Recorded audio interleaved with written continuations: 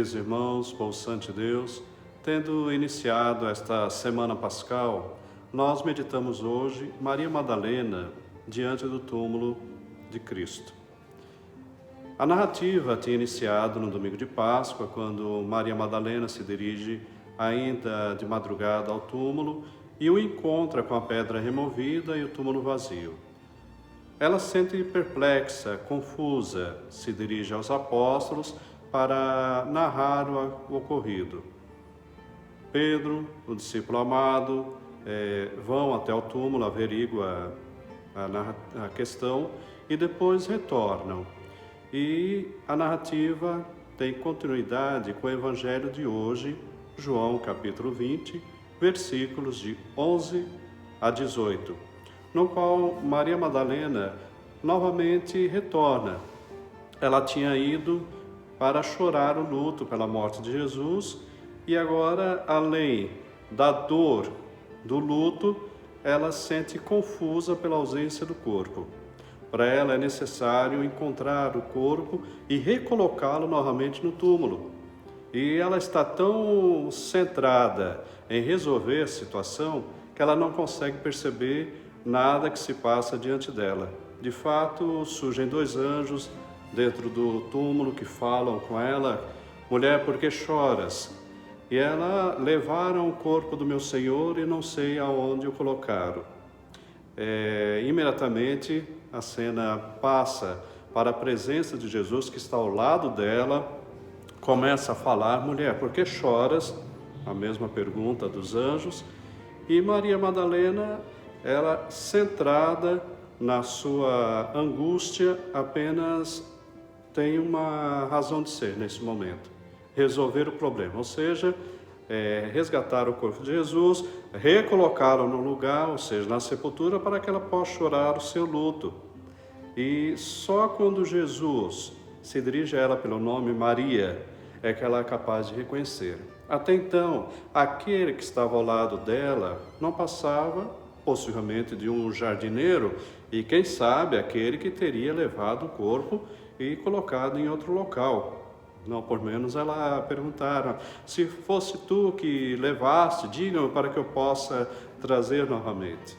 Mas até então, aquela que olhava para o túmulo vazio, ela muda de direção para olhar para o Cristo e compreender o que se passa, ou seja, Cristo ressuscitou, está com ela.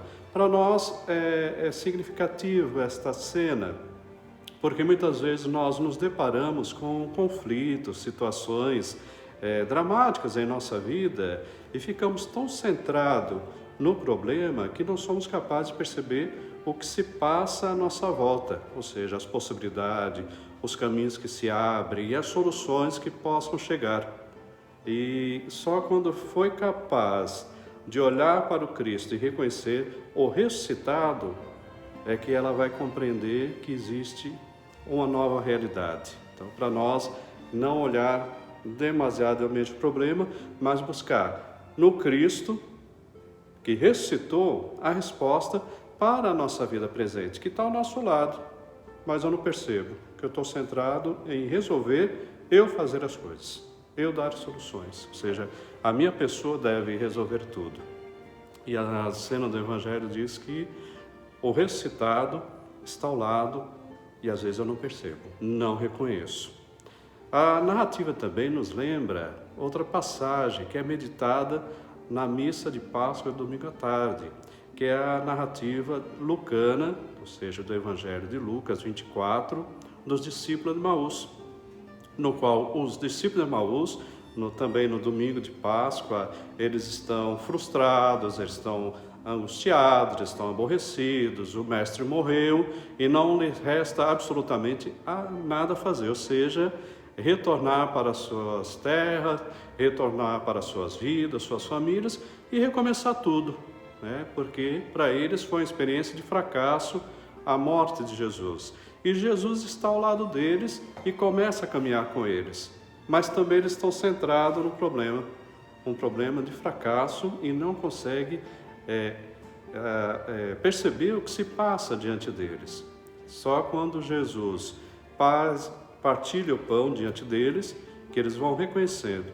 Tanto na imagem de Lucas quanto de João, no momento que um ou outro reconhece a presença de Jesus, ou seja, Maria Madalena reconhece que é o Senhor e os discípulos de Emaús reconhecem que é o Senhor, ele desaparece no meio deles. Esta é uma experiência de fé que nos chama nesse momento, diante das dificuldades que possamos enfrentar em nossa vida, a perceber que o Senhor caminha conosco, que o Senhor ressuscitou, que o Senhor venceu. E aquele que ressuscitou, aquele que venceu, é a nossa força, é a nossa esperança, é a nossa alegria. Ou seja, é um convite para renascer, é um convite para viver, porque Cristo venceu, nós somos testemunha, Ele ressuscitou e Ele está conosco. O Emanuel agora, Deus conosco, permanecerá eternamente entre nós. Esta é a grande mensagem de alegria e de esperança para todos nós neste tempo de Páscoa. Boa Páscoa e aleluia, seja louvado a Deus.